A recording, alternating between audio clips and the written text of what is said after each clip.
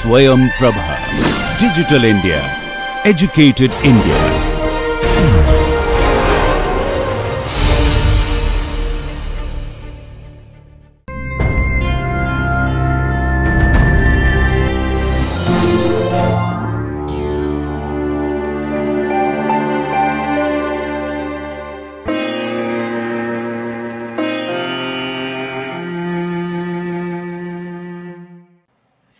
Hello students, welcome to Swayam Prabha channel 15.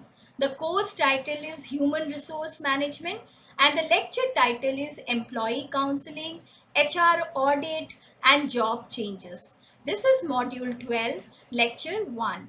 I am Dr. Shoma Sengupta, Associate Professor Commerce, Kamla Nehru College, University of Delhi.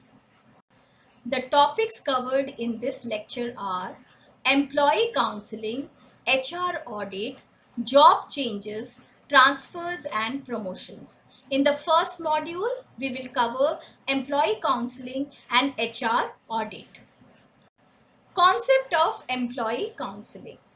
During the work life of the employee, in many phases of their work or in many phases of their work life, they have to be counseled because they undergo pressure situations, faces different problems in their life, their personal life as well as their professional life, which affects their performance. Now, an organization always strives to improve the performance of the employee. Also, they want to find a better prospect for the employee and his growth in the organization as well as preparing him for taking up higher positions. So, counseling is required at every point of the work life of the employee.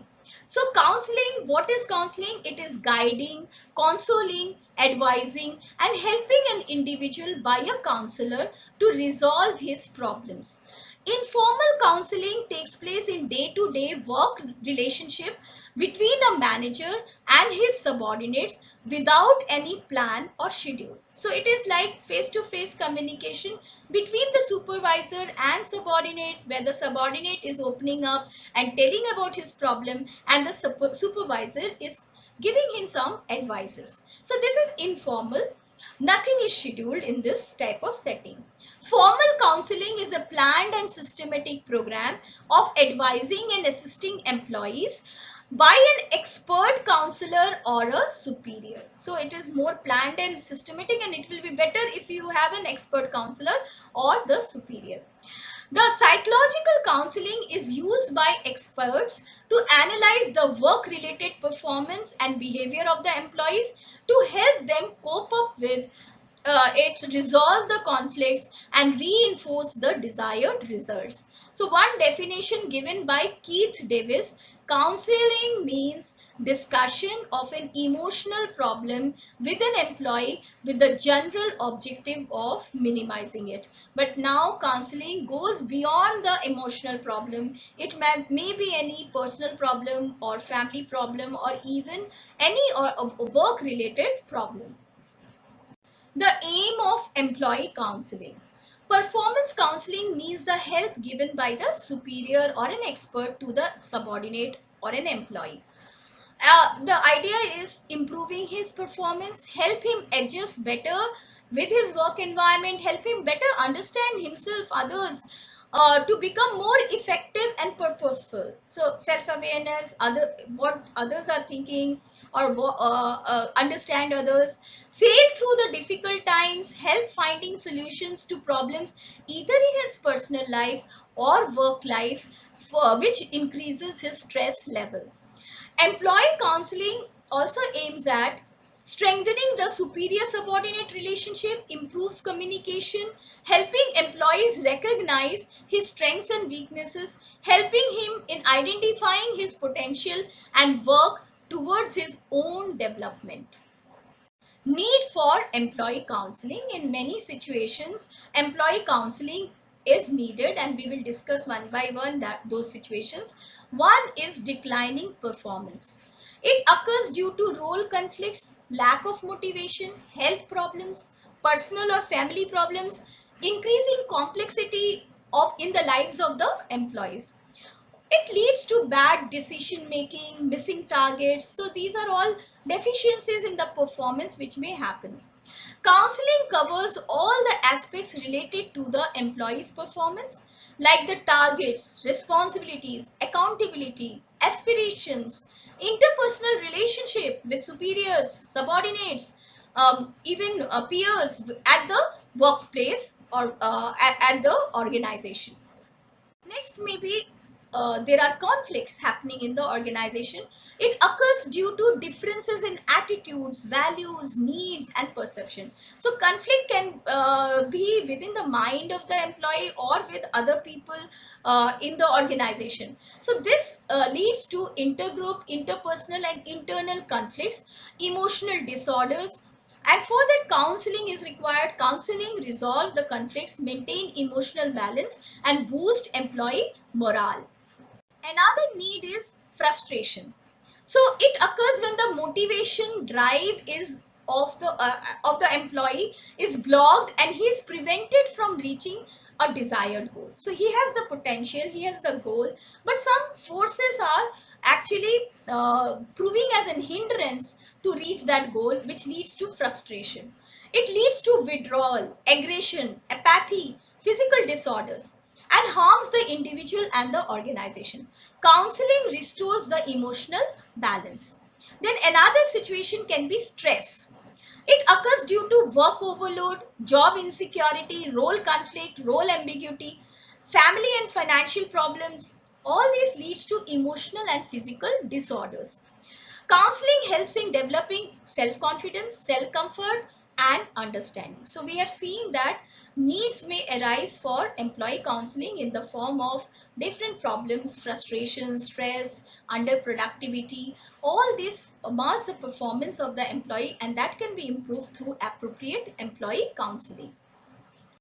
Objectives or benefits of employee counseling: better understanding of self, providing feedback so that he gains in an insight into the dynamism of his behavior, better understanding of the environment in which he functions, increases his personal and interpersonal effectiveness, prepares alternate action plans for improving his behavior and performance, understand and solve the problems, personal problems also, look at the situation with a new perspective and positive outlook, becomes a good decision maker, copes up with the situation and the stress, trust manager as they are concerned with about his development. Functions of employee counseling: the first function is advice. That is understanding employees' emotional problems, suggesting necessary action. Do not make him dependent on counselor. You should keep that in mind. Clarified thinking removes mental blocks, encourages rational thinking, behaves responsibility towards resolving the problems. Next function that employee counseling performs is reorientation. Changing the basic goals and values of the employee, bringing change in his psychic self, shift in individual's level of aspiration, accept his own limitations. Another function is release of tension. Frustration and anger gets released and reduced, removes mental barriers, work constructively towards resolving the problems. Reassurance is another function of employee counseling. Developing self confidence, providing courage to deal with the problem. Counselors' advices fades away when the problem re-emerges. Communication facilitates upward and downward communication, provides an opportunity to the employee to express his feelings. Understand company policies. Counselor should maintain confidentiality while communicating also. Now, the types of employee counseling. First type is directive counseling. As the name suggests, the counselor listens to employee's problem, decides with him a realistic course of action to be taken, advises him, motivates, and reassures. So it is directive counseling. Non-directive counseling, it is client-centric counseling. As the focus is on the client, you are empathetic, uninterrupted listening to employees' emotional problems. So he is telling all the problems and the counselor is just listening. Employee himself is qualified to solve the problem. So counselor is helping him out. Find out a solution for your problem on your own. Hence he comes out with a solution. So it is democratic but time consuming. Cooperative counseling, it's again kind of where both of them, the counselor and the employee, the person who is counseled, they interact. Integration of directive and non-directive counseling provides the employee his own knowledge and insight, discusses the situation from a broad organizational perspective and resolve the emotional problems. Another type of employee counseling is individual career counseling. So one-to-one sessions can be held with the objective of helping the employees to examine their career aspirations. Areas of counseling include the employee's current job responsibilities, interests, and career objectives. Career counseling is usually done by immediate superior or HR manager, but sometimes professional counselors may be hired. HR department, he takes an active role, provides assistance to the managers, provides training and suggestions, monitors the session's effectiveness. And the last type can be group counseling. Here, the information services provided to all employees for career development, like job posting system may be there, where jobs available in the organization are made known to every employee through announcements, notices, etc. Career description and job specification are given to them. Employees feel motivated to improve performance. So in group counseling, you are giving information to everybody. Skill inventories. Organization maintains record of employees' abilities, skill and knowledge, helps in identifying existing talents and training needs. Career paths. Information regarding the possible directions and career opportunities is given to everybody. Career resource center can be there, which is involved in collection of career development material such as workbooks and tapes. Now the next heading is steps in employee counseling. The first stage is preparation stage. Here you establish a base for communication, create confidence in the employee over the counselor. Counselor patiently and carefully listens and gives a feeling of warmth and concern for the subordinates. Then comes the intermediate stage. Here the counselor seeks more and more information from the employee.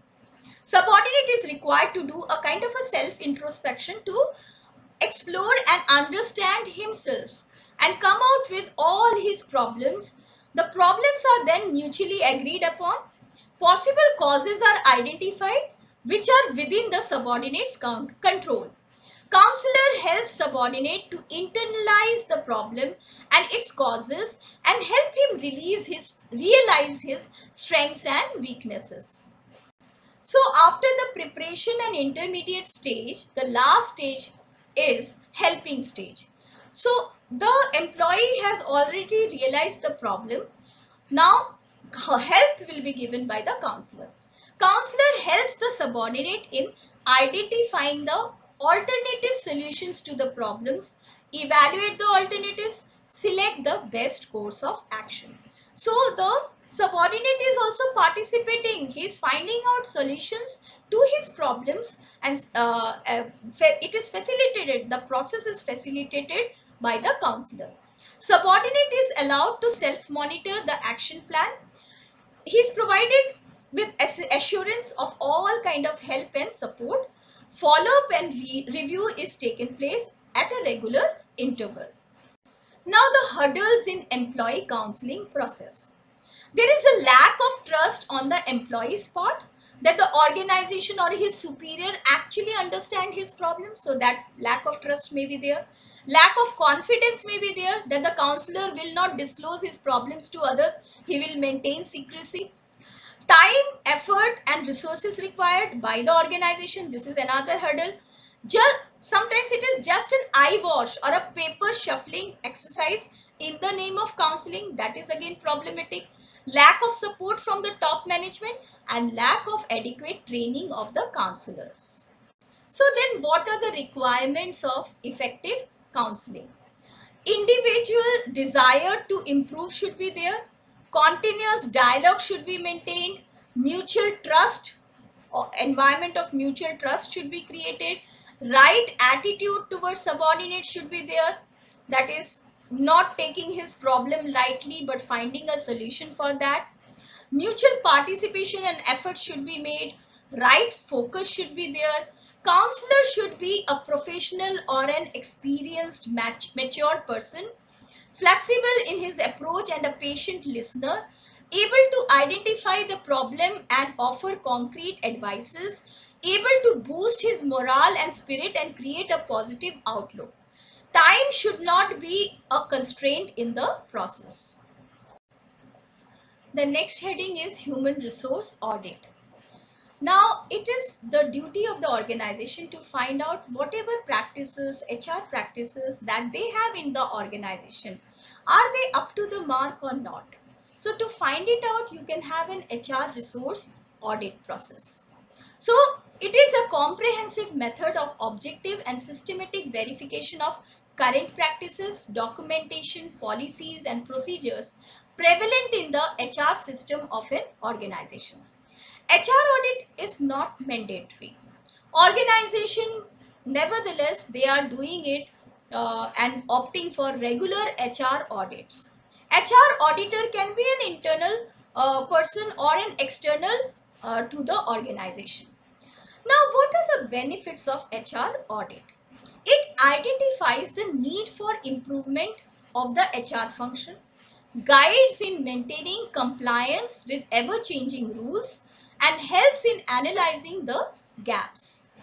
Now, the scope of HR audit, it is examining compliance with the legal requirements and organization's policies, identifying problem areas to avoid crisis situation with appropriate planning, analyzing ways to better serve the needs of the relevant parties, measuring the work processes, seeking HR related opportunities available within the organization, dealing with situations of merger and acquisitions. The primary components of HR system which are audited are documentation, job description, personal policies, recruitment and selection, training, development, compensation, career management, employee relations, performance evaluation, all these type of processes, legal policies and HR information system. And finally, the phases of HR audit. The first phase is pre-audit information phase. Here, review of organizations' policies, HR manuals, employee handbooks, reports, etc., which form the basis of working of an organization. All these documents are reviewed. On-site review phase. Here, through questionnaires, interviews, observation, informal discussions, surveys, or a combination of such methods are used to get the necessary inputs from the members of the organization. Records review process or phase, detailed scanning of the current HR practices, records, employees files, employees absenteeism and turnover records, statistics, notices, compensation claims, performance assessment, etc. All these are studied. HR audit phase. Finally, HR checklist is completed to find the current practices. HR audit is useful in streamlining the HR processes and practices with the industry's best practices and standards. To summarize this section, we can say counseling is a process of advising and assisting employees by an expert counselor or a superior. It is needed when the employee is facing the problems of declining performance, conflicts, frustration, and stress. Employee counseling provides functions like advice, clarified thinking, reorientation, release of tension, reassurance, and communication. Types of employee counseling includes directive counseling, non-directive, cooperative, individual, and group counseling. The stages of counseling are preparation stage, intermediate stage, then the helping stage. Human resource audit is a systematic verification of current HR practices of the organization. Thank you, students. So this was Employee Counseling, HR Audit and Job Changes, Module 12, Lecture 1.